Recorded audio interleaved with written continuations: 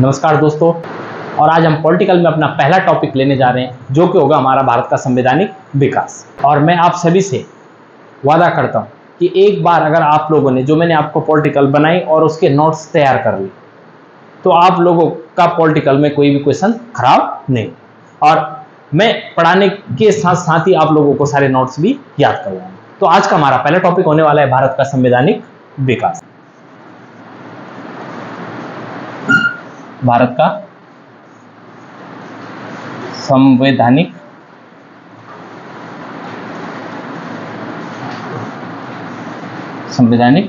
विकास,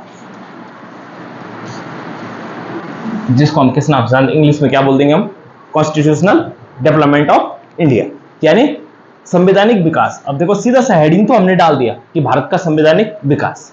अब यहाँ पे एक वर्ड आ रखा है नया थोड़ा सा, कौन सा, संवैधानिक विकास। तो इसका अर्थ क्या हो जाता है अगर हम बात करें किसका, ये जो थोड़ा सा वर्ड दिख रहा है हमें किसका, भारत का संवैधानिक विकास। तो अगर हम इसी वर्ड पे फोकस करें तो किसको मानते हैं हम कि भारत का संवैधानिक विकास का जो यहाँ पे अर्थ बनेगा वो क्या बनेगा कि समय के साथ जो संविधान में क्या होता है, परिवर्तन होता है, उसी को हम क्या बोलते हैं, संवैधानिक विकास। तो सीधे सीधे हम क्या बोल देंगे कि समय के साथ संविधान में जो क्या होता है, परिवर्तन होता है, वो क्या कहलाता है, संवैधानिक विकास। तो संवैधानिक विकास की प्रक्रिया के लिए समय समय पर क्या करने पड़ते हैं, कुछ अधिनियम नए बनाए जाते हैं, है ना, उसी को हम क्या बोलते हैं, संवैधानिक विकास। तो ज्यादा कुछ नहीं है, सीधा हमने टॉपिक क्या डाला है, पॉलिटिकल शुरुआत ही कहां से होती है हमारी, भारत का संवैधानिक विकास की, यानी कि समय के साथ जो क्या हुए थे, परिवर्तन हुए थे, या ऐतिहासिक क्या बोल सकते हैं हम उसको, परिवर्तन हुए थे, है ना। उसको क्या किया गया, कुछ चीजें हमने उनसे देखी और उनको क्या कर लिया, अपने संविधान में रख ली, वही क्या बनेगा, संवैधानिक विकास। और संवैधानिक विकास का सबसे इजी अर्थ ये होता है कि समय के साथ जो परिवर्तन, उसी को हम क्या बोल देते हैं, संवैधानिक विकास। अगर हम भारत का संवैधानिक विकास देखें यहाँ पे, तो भारत का संवैधानिक विकास हम कितने भागों में विभाजित करते हैं इसको, कि भारत का जो संवैधानिक विकास था वो दो के अंतर्गत हुआ। किसके अंतर्गत हुआ था, भारत का संवैधानिक विकास दो भागों के अंतर्गत हुआ था। भारत का संवैधानिक विकास हमने कितने भागों में देखना है, दो। एक तो किसके अधीन होगा, ईस्ट इंडिया कंपनी के अधीन, या ब्रिटिश ईस्ट इंडिया उसी को बोलते हैं ना, ब्रिटिश ईस्ट इंडिया कंपनी के अधीन। तो हम सीधा क्या लिख देंगे,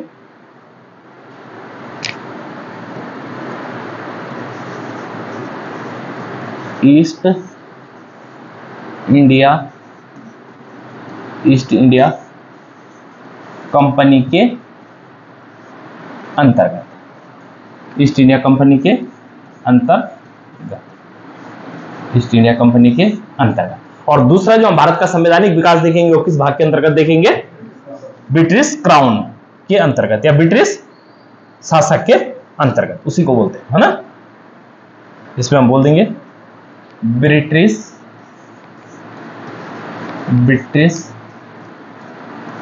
क्राउन मीन्स राजा, ब्रिटिश क्राउन के अंतर्गत, ये। तो भारत का जो संवैधानिक विकास हुआ वो कितने भागों के अंतर्गत हुआ था, दो के अंतर्गत। एक किसके अंतर्गत, ईस्ट इंडिया कंपनी के अंतर्गत, और दूसरा ब्रिटिश क्राउन के अंतर्गत। तो ईस्ट इंडिया कंपनी ने जो जो नियम बनाए होंगे उसी को हम किसके अंतर्गत मानेंगे, ईस्ट इंडिया कंपनी। और जब ईस्ट इंडिया कंपनी का क्या कर दिया गया, अधिकार समाप्त करके किसने अपने पास ले लिया, क्राउन यानी राजा ने। तो अधिनियम किसने बनाए, राजा ने। तो उसी को हम क्या बोलते हैं, ब्रिटिश क्राउन के अंतर्गत। ये हो गया ना कि भारत का संवैधानिक विकास कितने चरणों में देखते हम, दो चरणों में देखते हैं, है ना। कि भारत का संवैधानिक विकास हम क्या बोल सकते हैं, कितने भागों में विभाजित है, दो। एक जो नियम किसने बनाए थे, ईस्ट इंडिया कंपनी ने। किसकी ईस्ट इंडिया कंपनी ने, ब्रिटिश ईस्ट इंडिया कंपनी ने, क्योंकि। और दूसरा ब्रिटिश क्राउन यानी राजा, कि जब क्या होता है कि जो ईस्ट इंडिया कंपनी थी ये धीरे धीरे किसकी कगार पर आ गई थी, समाप्ति पर, यानी से सब अधिकार छीन लिए थे, किसने, राजा ने। तो तब नियम भी किसने बनाने, राजा ने, क्राउन ने। तो इसलिए वो क्या बनाएंगे, दो तरह के अधिनियम बनते। एक तो जब कंपनी काम कर रही थी और कंपनी जो अधिनियम बना रही थी वो होगा हमारे ब्रिटिश ईस्ट इंडिया कंपनी के अंतर्गत। और दूसरा जब स्वयं कौन बना रहा था, राजा, इंग्लैंड के राजा जब क्या बनाते हैं, अधिनियम, तो उसी को हम क्या बोलते हैं, ब्रिटिश क्राउन के अंतर्गत। अब इन्होंने कितने अधिनियम बनाए और उन्होंने कितने अधिनियम बनाए, वही पढ़ना है ना हमने। तो अगर हम सीधा बात करें किसकी, पहला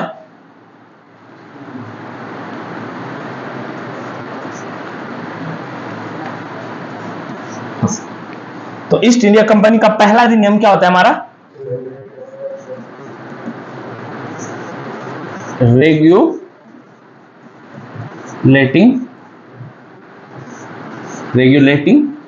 एक्ट। एक एक्ट बनाया था इन्होंने रेगुलेटिंग एक्ट, कब? 1773 ऐसे। तो पहला एक्ट कंपनी के द्वारा बनाया गया एक्ट कौन सा था? Regulating act. दूसरा एक्ट इन्होंने कौन सा बनाया था?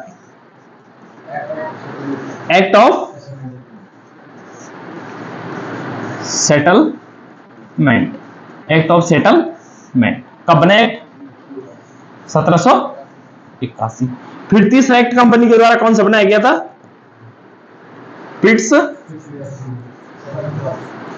पिट्स India act. Pitt's India act. तो ये पिट्स इंडिया एक्ट कब बना? 1784। चौथा जो एक्ट बनाया था कंपनी के द्वारा, जो एक्ट बनाया गया था, कौन सा एक्ट आया था?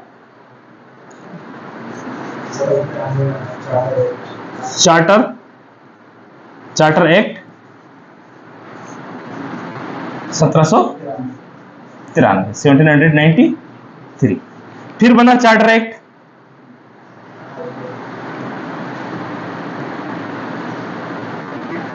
1813, और फिर बना 1833, और फिर बना 1853, 53। तो 7 अधिनियम किसके द्वारा बनाए गए थे? ईस्ट इंडिया कंपनी के द्वारा।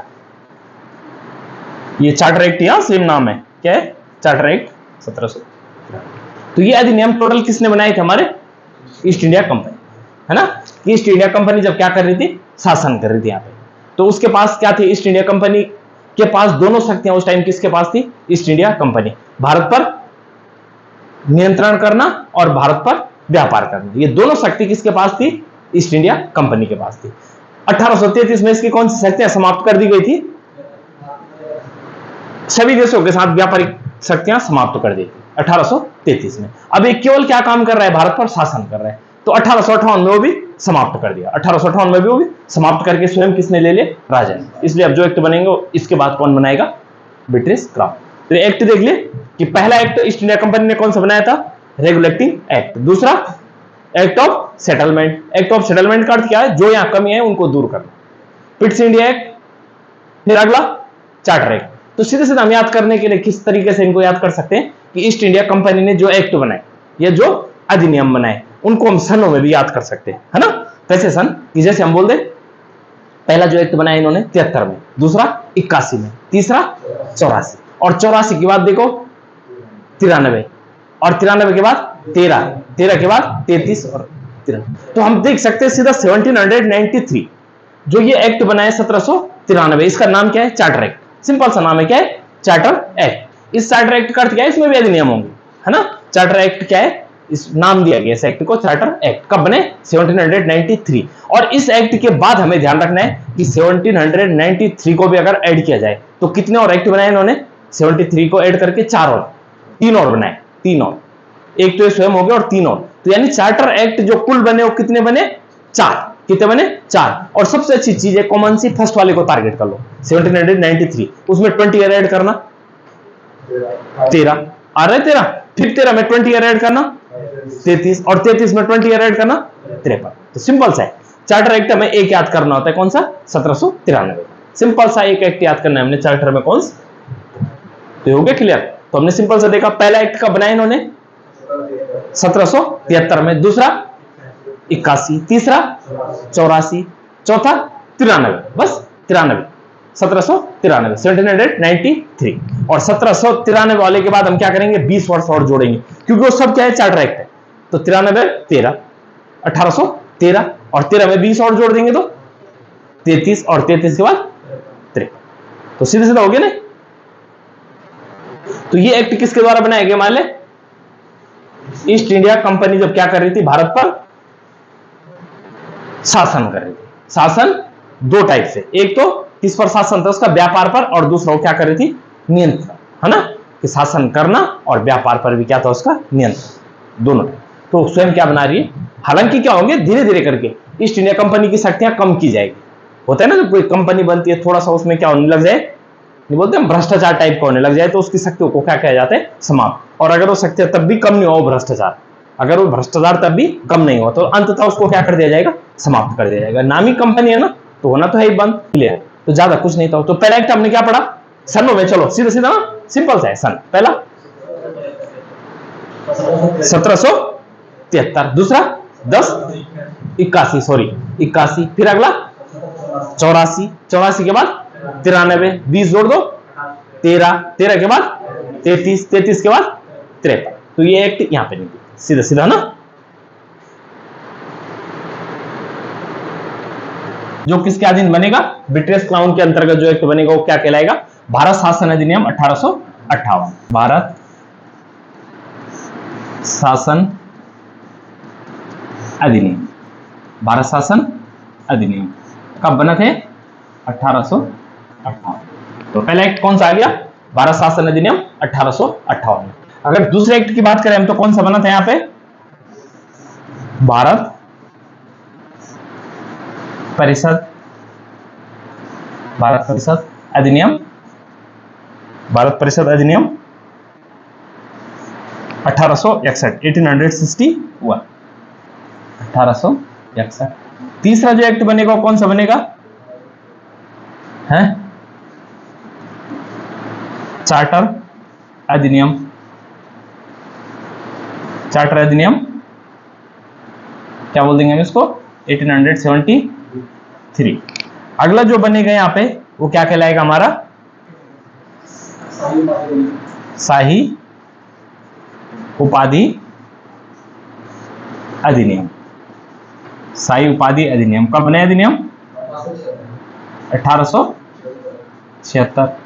अब बात की जाए 76 के बाद तो सीधा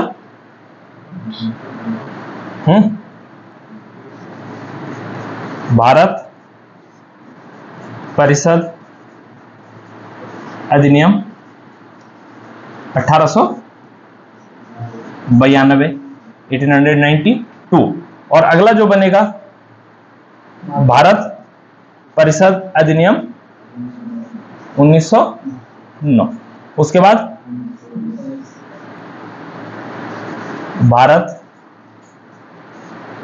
शासन अधिनियम 1919। और लास्ट आएगा सेम वही, भारत शासन अधिनियम 1935। एक सुनता अधिनियम 1947 भी आता है, लेकिन उसका इतना बड़ा रोल नहीं है यहाँ पे ना, मेन ये चीज है। तो ये जो अधिनियम बनाए किसने बनाए थे, ब्रिटिश क्राउन। पहला सन में अगर देखेंगे तो 1858, 58 के बाद 61, 61 के बाद 73, 73 के बाद 76, 76 के बाद 92, 92 के बाद 9, 9 के बाद 19 और 19 के बाद 35। तो भारत का संवैधानिक विकास हमने दो चरणों में देख लिया, पहला कंपनी के अधीन और दूसरा क्राउन के अधीन। और कंपनी ने कितने अधिनियम बनाए और क्राउन ने कितने अधिनियम बनाए। और इस अधिनियम में भी क्या होंगे, कुछ ना कुछ अधिनियम बनाए जाएंगे, कुछ ना कुछ एक्ट होंगे, वो एक एक करके निकालने हमने ना। तो यहाँ कितने थे ईस्ट इंडिया कंपनी के अधीन, टोटल नंबर गिनो, कितने कितने अधिनियम हो गए, 7। और इधर कितने हो गए, 8। तो टोटल कितने अधिनियम हो गए, 15। मेनली कितने हो गए, 15, है ना। तो यहाँ सनों में पकड़ोगे करके, पहला सन 73, 73 के बाद 81, 81 के बाद 84, 84 के बाद 93 और 20, 13, 13, 33 और 53, ये वाले खत्म। अब आ जाओ इधर कि पहला एक्ट यहाँ पे कौन सा आया था, भारत शासन अधिनियम 1858, भारत शासन अधिनियम 1858। और फिर 61, फिर 73 और 76, 73 और 76, और उसके बाद 92, मेनली 92। और 92 के बाद सीधा 1909, और 1909 के बाद 19, और 19 के बाद 35। ये अधिनियम एक एक। अब ये देखो भारत का संवैधानिक विकास, हमने इसका अर्थ बताया था, सिंपल से क्या होता है कि संविधान का समय के साथ जो होता है परिवर्तन। अब ये परिवर्तन की शुरुआत हुई कहां से, भारत का जो संवैधानिक विकास था वो कहां से स्टार्ट हुआ था, कि कहां से देखने को चीजें मिली थी कि अधिनियम क्यों बनाने पड़े।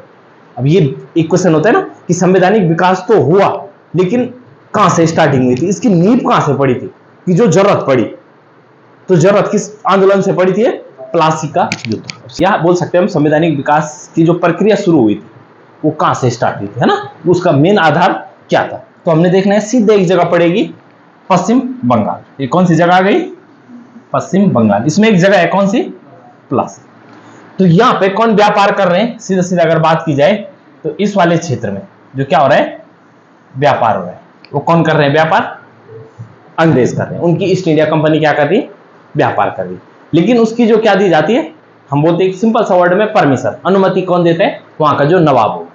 तो ठीक है, नवाब ने इनको अनुमति दी कि तुम क्या कर सकते हो? व्यापार कर सकते हो। लेकिन जो नवाब ने इनको क्या दिया था? व्यापार करने का अधिकार था, इन्होंने उसका क्या कर दिया? दुरुपयोग कर दिया। क्या कर दिया? दुरुपयोग। इसलिए क्या होगा? आंदोलन होगा कि जब राजा ने तुम्हें जितनी छूट दी और तुम उससे ज्यादा क्या करोगे, वहां पे चीजें करना स्टार्ट कर दोगे, तो राजा क्या होगा? गुस्से में होगा। और वो क्या करेगा? तुम्हें कुछ ना कुछ हद तक क्या बोलेगा कि नहीं करना। अब तुम बैठ जाओगे कि हमने करना है। तो उसका एक ही उपाय होता है, क्या होता है? युद्ध, है ना। उस टाइम कोई कानून इस टाइप का तो है नहीं, तो वो क्या होगा? युद्ध होगा। तो यहीं पे एक जगह पड़ती है, कौन सी? प्लासी। तो प्लासी में दोनों के मध्य युद्ध होता है। तो प्लासी में एक और, अब देखो ये कौन सा युद्ध हो गया हमारा? सीधे सीधे हम क्या बोलते हैं? प्लासी का युद्ध। यहीं से स्टार्टिंग होगी किसकी? जो अधिनियम बनने की प्रक्रिया यहीं से नींव लेगी, धीरे धीरे करके अब स्टार्ट। जब हम रेगुलेटिंग एक्ट देख रहे हैं ना पहली बार 1773 में, तो उस एक्ट का बनने का जो कारण था वो यहीं से निकल के बाहर आएगा कि कहां से एक्ट बनाया और क्यों बनाया।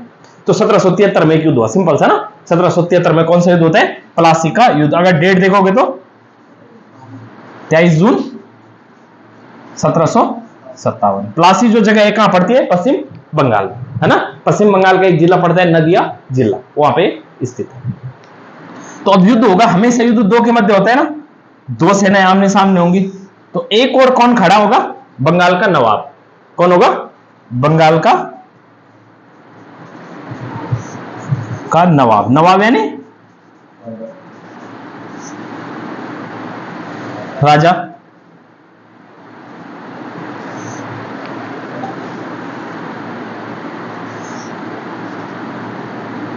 नवाब। और दूसरी तरफ कौन होगी? सामने तो कौन सी कंपनी व्यापार कर रही है? British east India company. क्योंकि ब्रिटिश इसलिए लगाना पड़ रहा है, ईस्ट इंडिया कंपनियां और भी थी। पुर्तगाल ईस्ट इंडिया कंपनी थी, डच ईस्ट इंडिया कंपनी थी। तो इसलिए ये कौन सी ईस्ट इंडिया कंपनी है? British east India company. आमने सामने तो ये दोगे ना। अब यहां देखना है हमने कि बंगाल का नवाब कौन है जो युद्ध में भाग ले रहा है। तो बंगाल का नवाब कौन था? सिराजुद्दौला। सिराजुद्दौला हो गया हमारा कौन? नवाब। और इसका जो सेनापति होगा, कौन? सेनापति वो कौन होगा? मीर जाफर। कौन होगा? मीर जाफर, है ना। ये दो इधर हो गए। अब ईस्ट इंडिया कंपनी का जो नेतृत्व कर रहा है वहां पे, है ना, उनका जो सेनापति होगा वो कौन होगा? Robert Clive. Robert Clive. इनके मध्य युद्ध, ठीक है। युद्ध में जो विजयी होती है वो किसकी हो जाती है? ईस्ट इंडिया कंपनी की, है ना। युद्ध में जो प्लासी का युद्ध था 23 जून 1757 का होता है, उसमें कौन जीत गया? East India company. यानी सीधा क्या बोल सकते हैं हम? रॉबर्ट क्लाइव विजयी हुआ। लेकिन विजयी किसकी धोखाधड़ी के कारण हुआ था? मीर जाफर। मीर जाफर ने किसको धोखा दिया था? सिराजुद्दौला। और लड़ाई में नतीजा क्या हुआ था? खुद के सेनापति जिसका नाम क्या था? मीर जाफर, उसने क्या कर दिया था? धोखा दिया और राजा पराजित हो गया, नवाब पराजित। अब एक चीज बताओ मुझे, युद्ध जो जीता उस क्षेत्र पर कब्जा किसका होगा? उसका होगा ना, जीतने वाले का। तो जीता कौन है? ईस्ट इंडिया कंपनी का। तो ये बंगाल पर किसका अधिकार हो गया? पूरा ईस्ट इंडिया कंपनी का। तो यहां जो भी नियम कानून चलेंगे अब किसके चलेंगे? East India company. अब ईस्ट इंडिया कंपनी तो वहां रहेगी नहीं ना, तो उनको कोई ना कोई अधिकारी वहां पे नियुक्त करना पड़ेगा। तो उन्होंने वहां पे क्या बनाने स्टार्ट कर दिए इस युद्ध के बाद? बंगाल का गवर्नर। तो अगर तुम देखोगे तो बंगाल का पहला गवर्नर कब निकल के आएगा तुम्हारा? जब युद्ध हुआ है तो 1757 में गवर्नर बनने स्टार्ट हुए थे। तो पहला गवर्नर किसको बनाया जाएगा? जो व्यक्ति सेनापति होगा। तो बंगाल का पहला गवर्नर कब कौन बना? Robert Clive. अब धीरे धीरे करके ये वाले क्षेत्र में भी इनका क्या होने लग गया? हस्तांतरण होने लग गया। हम बोलते हैं कि सिंपल सा बोल सकते हैं कि बंगाल के बाद बंगाल का जो ऊपर वाला कौन है? कौन सा? उत्तरी वाला। उसके सामने कौन है? बिहार। और बिहार में एक जगह पड़ेगी कौन सी? बक्सर, है ना। ये जो थोड़ा सा अच्छी जगह थी, ये सामने यहां से पास पड़ेगी बक्सर। तो ये इनकी नजर किस पे पड़ गई? बक्सर पे। अब ये चाह रहे हैं कि हमारा अधिकार जो होगा किस पे हो जाए? बक्सर पे भी हो जाए।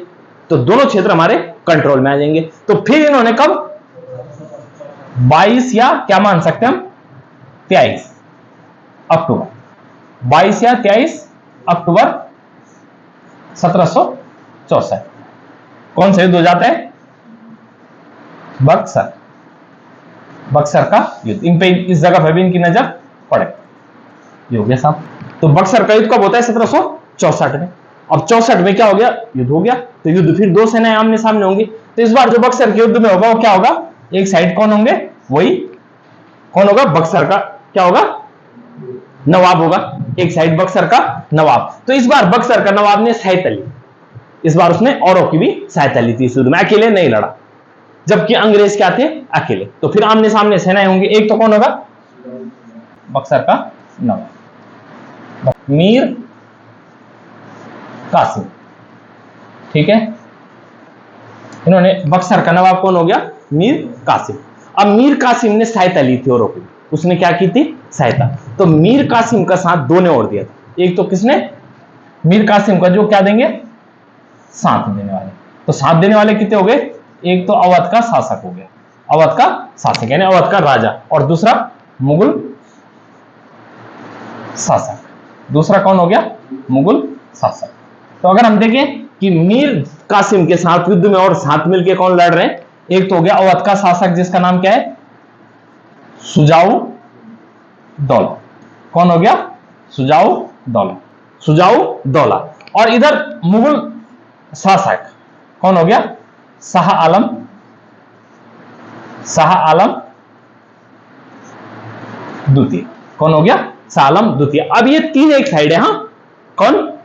बक्सर का नवाब मीर कासिम, और उसका साथ कौन दे रहा है? अवध का नवाब सुजाऊ दौला। और मुगल शासक यानी उस टाइम भारत पर किसका शासन चला था? पूरे भारत पर जो शासन था वो किसका था? मुगलों का था। तो मुगल शासक कौन था? शाह आलम द्वितीय। ये तीन एक साइड से लड़े, और इधर कौन सामने खड़ा हो गया? इधर की तरफ वही होगी ना। तो हम क्या बोल सकते हैं सीधा सीधा? East India Company. और ईस्ट इंडिया कंपनी की ओर से कौन लड़ रहा है? Hector Munro. कौन लड़ रहा है? Hector Munro. इधर ईस्ट इंडिया कंपनी हो गई, ईस्ट इंडिया कंपनी। और यहां पे कौन है उसका सेनापति? हेक्टर, एक सेकेंड इसको हटा देते हैं नीचे वाले को, हेक्टर मुनरो। सेनापति कौन हो गया? Hector Munro. ये हो गया। अब इसमें भी नतीजा वही हुआ। कौन जीता? ईस्ट इंडिया कंपनी जीत गई, और उनका नेतृत्व कौन कर रहा है? Hector Munro. अब दोनों क्षेत्रों पर किसका अधिकार हो गया? ईस्ट इंडिया कंपनी का। अब जब एक बड़े क्षेत्र पर किसी का अधिकार हो जाता है, तो वो अधिकार अगर तुम्हें लंबे समय तक रखना है ना, हम समझ रहे ना कि दो बड़े बड़े क्षेत्रों पर किसका अधिकार हो गया? ईस्ट इंडिया कंपनी का। तो अगर इन पर उनको क्या करना है? लंबे समय तक क्या करना है? शासन करना है। तो उनको कुछ ना कुछ क्या बनाने पड़ेंगे? नियम कानून। क्या बनाने पड़ेंगे? नियम कानून। तो उनके माइंड में यही चीज आई कि अगर हमें क्या करना है? लंबे टाइम तक शासन करना है, तो हमें क्या बनाने पड़ेंगे? कठोर नियम बनाने पड़ेंगे, ताकि कोई क्या करे? हमारे विरुद्ध जाकर क्या करे? क्या बोल सकते हैं हम? आक्रमण ना करे। तो उन्होंने इसी उद्देश्य के साथ धीरे धीरे करके, कब? 1773 में इन दोनों क्षेत्रों पर नियंत्रण रखने के लिए, है ना, इन दोनों क्षेत्रों पर नियंत्रण करने के लिए क्या बनाए? एक्ट बनाया। कौन सा एक्ट? Regulating act. और इस एक्ट की मेन विशेषता क्या थी? इसके तहत एक न्यायालय बनाया गया और उसमें न्यायाधीश रखा गया। अब जो इनके विरुद्ध कार्य करेगा उस पर उसको क्या मिलेगा? सजा मिलेगी। जो इनके विरुद्ध क्या करेगा? कार्य करेगा, उसको क्या दी जाएगी? सजा। तो इसीलिए एक्ट बनने की प्रक्रिया प्रारंभ। तो अगर हम देखेंगे एक्ट बनने की प्रक्रिया कहां से स्टार्ट हुई थी? प्लासी के युद्ध से। कहां से हुई थी? प्लासी के युद्ध से। तो प्लासी के बाद कौन सा युद्ध हुआ? बक्सर का युद्ध। और दोनों में कौन जीता? East India company. तो ईस्ट इंडिया कंपनी समझ गई थी कि अगर लंबे समय तक शासन करना है तो क्या होनी चाहिए? हमारे पास अधिनियम होनी चाहिए। और इसी उद्देश्य के साथ उन्होंने पहला एक्ट निकाला था अपना, रेगुलेटिंग एक्ट, और तब वो कंटिन्यू चलते रहते। उसी को हम क्या बोलते हैं? संवैधानिक विकास। तो टॉपिक क्या था हमारा टोटल आज का? भारत का संवैधानिक विकास। यही है ना कि भारत का संवैधानिक विकास। संवैधानिक विकास की प्रक्रिया को हम कितने भागों में देखते हैं या कितने चरणों में देखते हैं? दो। एक किसने बना रखा है? ईस्ट इंडिया कंपनी ने, और दूसरा ब्रिटिश क्राउन। एक ब्रिटिश ईस्ट इंडिया कंपनी और दूसरा ब्रिटिश क्राउन। तो ईस्ट इंडिया कंपनी के अधीन कितने अधिनियम बने थे? टोटल 7। और ब्रिटिश क्राउन के अधीन 8 अधिनियम टोटल हो गए ना। अब अगर बात की जाए कि ये जो अधिनियम बनने की प्रक्रिया प्रारंभ हुई थी, ये कहां से देखने को मिली थी हमें? इसका जो क्या बोल सकते हैं हम? विकास क्रम था। जो क्या बने थे? अधिनियम बने थे। इनके विकास का जो क्रम था वो कहां से शुरू हुआ था? प्लासी के युद्ध से। कहां से होते? प्लासी का युद्ध। अगर डायरेक्ट पूछेगा ना कि प्लासी का युद्ध बताओ, प्लासी का युद्ध, तो प्लासी का युद्ध कब हुआ था हमारा? 23 जून 1757 को किसके मध्य हुआ थे? बंगाल के नवाब और ब्रिटिश ईस्ट इंडिया कंपनी। तो बंगाल का नवाब कौन था? सिराजुद्दौला। और ईस्ट इंडिया कंपनी का नेतृत्व यानी सेनापति कौन है? Robert Clive. किसकी धोखाधड़ी के कारण नवाब हारा था? मीर जाफर, है ना। तो अब जो प्लासी जो जगह कहां पड़ती है? पश्चिम बंगाल में, उस पर किसका कब्जा हो गया? पूरा अंग ईस्ट इंडिया कंपनी का। और इन्होंने यहां के संचालन के लिए कौन सा अधिकारी नियुक्त किया? बंगाल का नवाब, बंगाल का गवर्नर। तो बंगाल में जो बंगाल क्षेत्र पर क्या करना है? शासन के लिए अंग्रेजों ने कौन सा प्रशासन के अधिकारी नियुक्त कर दिया? बंगाल का गवर्नर। क्या नाम दे दिया उसको? बंगाल का गवर्नर। और पहला गवर्नर कब बनाया गया? 1757 में। और किसको बनाया गया? रॉबर्ट क्लाइव को, है ना। फिर वो क्या करेंगे? इसके ऊपर कौन सा क्षेत्र थे? बक्सर, जो कहां पड़ता है? बिहार में। बक्सर का है बिहार में। अगर डायरेक्ट पूछते हैं ना कि बक्सर का युद्ध जो कब हुआ था? 1764 में। बक्सर नामक स्थान भारत के किस राज्य में स्थित है? तो किस राज्य में स्थित है? बिहार। तो बक्सर कब 23 या 24 सॉरी 22 या 23 अक्टूबर 1764 को होता है। किस किस के मध्य होते हैं? ये भी सेम हुई। बंगाल का नवाब कासिम और उसका साथ अवध के किस शासक ने दिया था? सुजाउद्दौला। और तीसरा सालम द्वितीय। और उधर ब्रिटिश सेना की ओर से कौन लड़ रहे हैं? Hector Munro. विजय कौन हुआ? अब दोनों क्षेत्रों पर अगर शासन हो गया और इस शासन को लंबे समय तक रखना है तो उनको क्या बनाने पड़ेंगे? अधिनियम। तो इसी उद्देश्य के साथ पहला अधिनियम क्या निकला था? Regulating act 1773। क्लियर हो गया? आगे बढ़े। तो पहला एक्ट ले रखा है हमने, कौन सा? Regulating act 1773। उस एक्ट की विशेषताएं देखनी हमने क्या क्या। तो पहला लिखो रेगुलेटिंग एक्ट।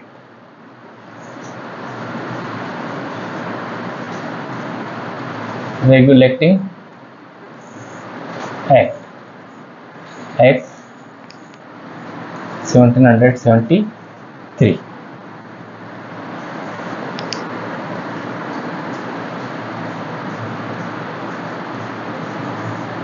अब एक चीज तो होती है कि पहला एक्ट बन रहा है। कौन सा एक्ट बन रहा है? पहला एक्ट है अभी, है ना। अंग्रेजों द्वारा जितने भी एक्ट बनाए जा रहे हैं, चाहे वो क्राउन के अंतर्गत हो या कंपनी के अंतर्गत हो, जो पहला एक्ट है वो कौन सा है? Regulating act. क्या वो डायरेक्ट पूछता है ना कि अंग्रेजों द्वारा जो रेगुलेटिंग या अंग्रेजों द्वारा बनाया गया पहला अधिनियम कौन सा था? तो कौन सा अधिनियम होगा? Regulating act 1773। अब इसको बनाने का कुछ ना कुछ उद्देश्य रहा होगा उनका। तो इस एक्ट को बनाने का जो क्या था उद्देश्य, रेगुलेटिंग एक्ट को बनाए जाने का जो क्या होगा उद्देश्य, वो क्या था? कि जो कंपनी के कार्य होंगे, कंपनी के कार्यों को नियमित और नियंत्रित करना। तो हम सीधे क्या बोल सकते हैं कि रेगुलेटिंग एक्ट का मुख्य उद्देश्य क्या था? तो क्या होता है? कंपनी को नियमित व नियंत्रित करने की दिशा में अंग्रेजों द्वारा उठाया गया पहला कदम। ठीक है, लिख दिया सीधा। अगर वो डायरेक्ट पूछता है ना कि किस एक्ट का मुख्य उद्देश्य, क्वेश्चन किस टाइप से आ सकते हैं कि किस एक्ट का मुख्य उद्देश्य कंपनी के कार्यों को नियमित और नियंत्रित करना था, तो सीधा किस एक्ट का हो जाएगा? Regulating act 1773। एक ये तो क्या था उद्देश्य। अब होंगी विशेषताएं। विशेषताएं बोल सकते हैं हम कि क्या क्या बनाया इसने, है ना। अधिनियम तो अब बनेंगे ना, तो अधिनियमों को हम किस में देखते हैं? विशेषताओं में देखते हैं। तो अब लेंगे हम विशेषताएं। इस एक्ट की क्या क्या विशेषताएं? विशेषताएं यानी बातें थी, क्या क्या बातें ऐड हुई या बनाई गई? विशेषताएं।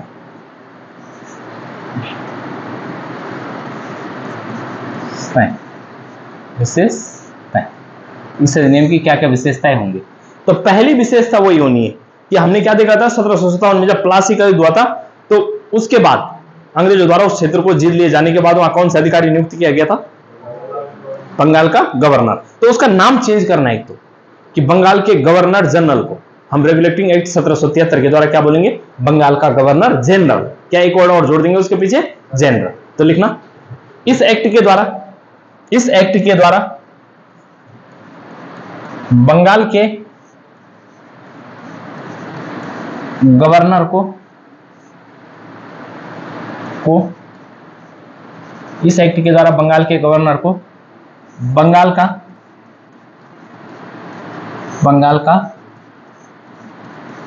गवर्नर जनरल क्या कहा गया?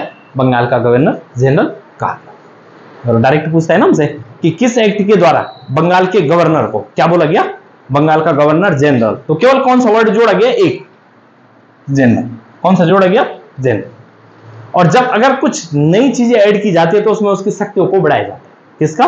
जो शासक होगा, यानी जो वहां पे क्या किया जा रहा है, उनके द्वारा एक प्रशासक नियुक्त किया जा रहा है। प्रशासक ने जो अधिकारी नियुक्त किया जा रहा है उसकी कुछ ना कुछ शक्तियां बढ़ाई जाएंगी। तो यहाँ पे क्या होता है, एक तो हमसे पूछेगा गवर्नर का ये बंगाल का पहला गवर्नर जनरल कौन था, या रेगुलेटिंग एक्ट के द्वारा बनाए गए पहले गवर्नर जनरल कौन थे। बंगाल का पहला गवर्नर जनरल कौन था, किस एक्ट के द्वारा बनाए गए? Regulating act 1773। तो बंगाल का पहला गवर्नर जनरल कौन बना था? Lord Warren Hasting. Warren Hastings, Warren Hasting. पहला कौन हो गया? Lord Warren Hasting. ठीक है, वारेन हेस्टिंग।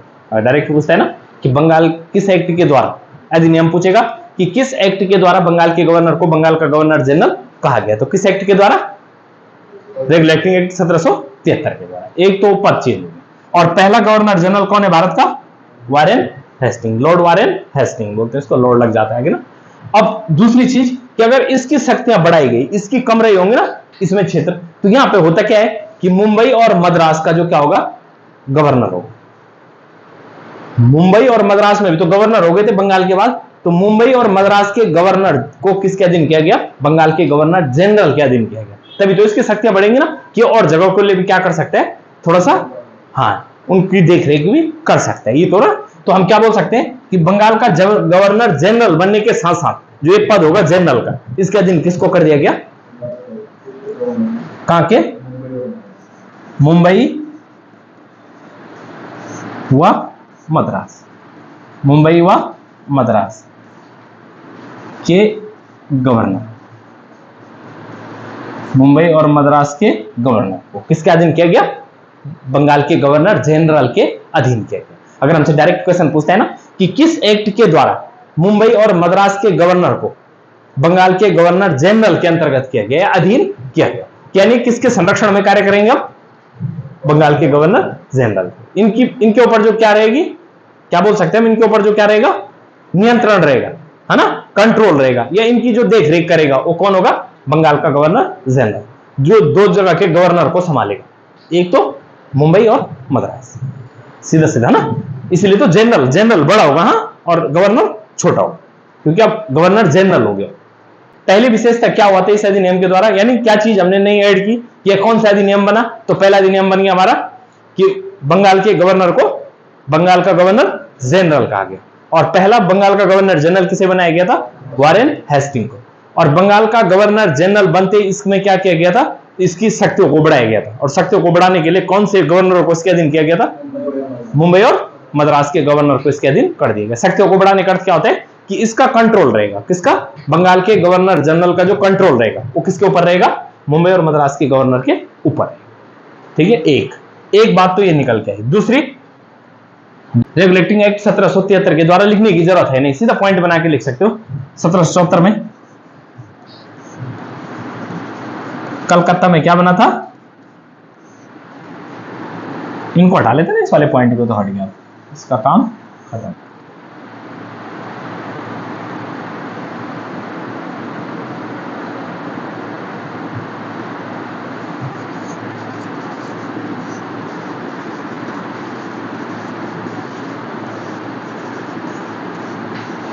स्थापना, उच्च न्यायालय की स्थापना की गई थी। तो सर्वप्रथम किस स्थान पर उच्च न्यायालय की स्थापना की गई है? जगह कलकत्ता। जगह क्या हो जाएगी? कलकत्ता। और अगर पूछेगा रेगुलेटिंग एक्ट के द्वारा सर्वप्रथम जो कलकत्ता में उच्च न्यायालय की स्थापना की गई थी कब की गई थी? 1774। और डायरेक्ट पूछा जा सकता है कि किस एक्ट के द्वारा सर्वप्रथम कलकत्ता में उच्च न्यायालय की स्थापना की गई थी? तो किस एक्ट के द्वारा? Regulating act 1773। एक्ट तो ये रहेगा ना ऊपर, तो हो गया। अब एक चीज फिर कॉमन से निकल के आ गई यहाँ पे कि इसने क्या बोल दिया कि अगर हमें लंबे समय तक शासन करना चाहिए तो हमारे पास क्या होना चाहिए? एक न्यायालय, कि जो लोग हमारे विरुद्ध जाए उनके खिलाफ क्या की जा सकते हैं? कार्रवाई की जा सकती है। अब उच्च न्यायालय है तो न्यायालय में क्या होंगे? न्यायाधीश। तो यहाँ पे जो न्यायाधीशों की कुल संख्या होगी उच्च न्यायालय में क्या होते हैं? न्यायाधीश होते ना, तो कुल कितने न्यायाधीश हो जाएंगे? 4। 1 + 3, तो 1 + 3 का टोटल तो 4 हो गए ना। क्या अगर पूछेगा कि रेगुलेटिंग एक्ट के तहत जो कलकत्ता में उच्च न्यायालय बना था, किसके तहत? रेगुलेटिंग एक्ट के तहत जो कलकत्ता में उच्च न्यायालय बना था, उसमें कुल कितने न्यायाधीश थे? ना वो मुख्य पूछ रहा है ना वो अन्य न्यायाधीश पूछ रहा है, केवल क्या पूछ दिया, कुल कितने न्यायाधीश थे, तो कितने हो जाएंगे 4। अब ये 4 कैसे, यहां लिखा है हमने 3+1, इसका अर्थ क्या हो गया, एक मुख्य न्यायाधीश होगा और अन्य बाकी सहायक न्यायाधीश, इस तरह से है ना। तो इसमें 4 न्यायाधीश होंगे। देखो पहला जो न्यायाधीश होगा, पहला वो कौन से हो जाएंगे, sir Elijah Impey, sir Elijah Impey, एक सेकेंड ना, पहले वाले हो गए सर एलिजा एम्पे, और ये क्या होंगे यहाँ के मुख्य न्यायाधीश होंगे। तो ये 1 वाला आ गया, जिसको हम क्या लिखा है +1 करके, और बाकी जो होंगे वो क्या होंगे, अन्य न्यायाधीश, है ना, अन्य न्यायाधीश जो क्या होते हैं, सहायक के तौर पे होते हैं। तो दूसरा जो नाम आएगा वो कौन सा आएगा, लिमेस्टर, लिमेस्टर, ये क्या हो जाएंगे, अन्य न्यायाधीश। तीसरा हाइड, और चौथा इधर लिख लेते हैं चैम्बर्स, चैम्बर्स, तो ये क्या हो जाएंगे हमारे 3 अन्य न्यायाधीश, लिमेस्टर, हाइड और चैम्बर्स, लिमेस्टर, हाइड और चैम्बर्स। तो 2 बातें हुई थी इस एक्ट की मेनली, कितनी बातें थी इस अधिनियम में, 2। रेगुलेटिंग एक्ट 1773, क्या था इसका उद्देश्य, उद्देश्य क्या था इसका, कंपनी को क्या करना था, नियंत्रित, एक, और दूसरा नियंत्रित, ये तो उद्देश्य होगा। और इन्हीं 2 बातों को रखते हुए हमने सबसे पहले किसकी स्थापना कर दी, कोर्ट की मांग में। सबसे पहले क्या कर दी, कोर्ट की स्थापना, कब की, 1774 में। कहां पे की थी, कलकत्ता में की थी। और उसमें क्या रखे जाएंगे अब, न्यायाधीश। तो टोटल कितने न्यायाधीश रखे गए, 4। तो पहला, दूसरा लिमेस्टर, तीसरा हाइड, 3 हो गए ना सीधा सीधा। और मुख्य कौन होगा, एमपी। फिर उसके साथ साथ हमने किसकी शक्तियों को बढ़ाना है, बंगाल के गवर्नर को। तो शक्तियां बढ़ानी है तो गवर्नर के पीछे एक शब्द और जोड़ दो, क्या, जनरल। तो बंगाल का गवर्नर जनरल, और पहला जनरल कौन बना, वारेन हेस्टिंग, ठीक है, वारेन हेस्टिंग। और उसके बाद उसकी शक्तियों को कैसे बढ़ाएंगे, कुछ को उसके अधीन करना पड़ेगा। तो कौन उसके अधीन किए गए, मुंबई और मद्रास। सीधा अगर एग्जाम में आता है कभी कि मुंबई और मद्रास के गवर्नर किस अधिनियम के द्वारा बंगाल के गवर्नर जनरल के अधीन किया गया, तो कौन सा हो जाएगा, अगला जो एक्ट आएगा वो कौन सा आएगा, एक्ट ऑफ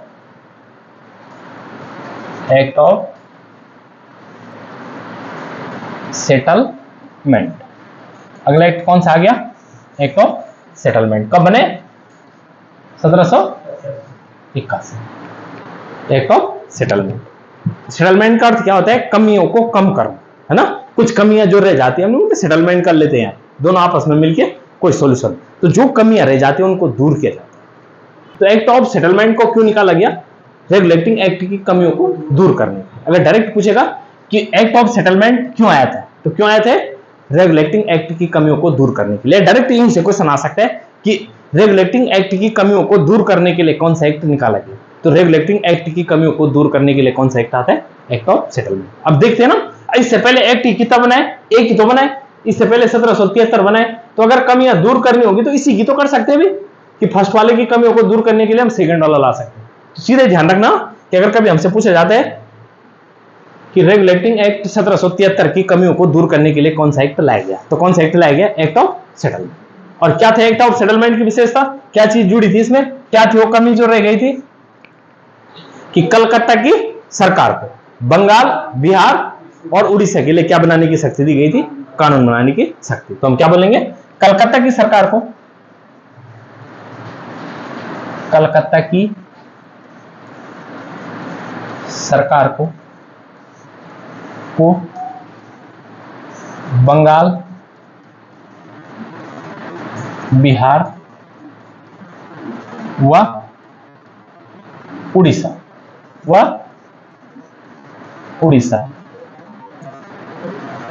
के लिए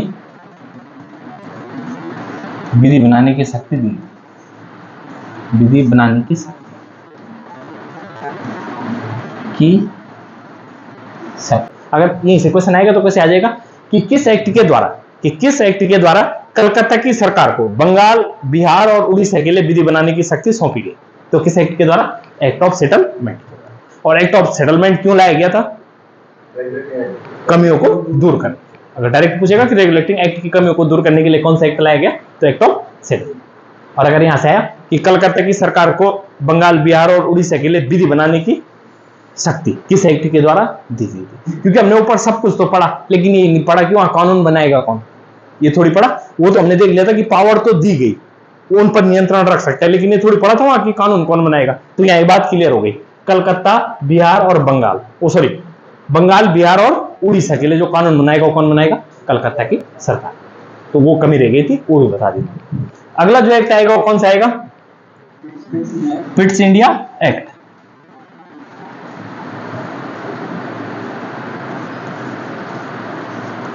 पिट्स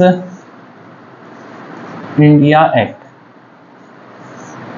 आ रहा है समझ में?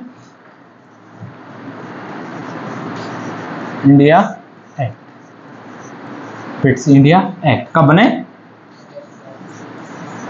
84। इस एक्ट की विशेषता क्या थी?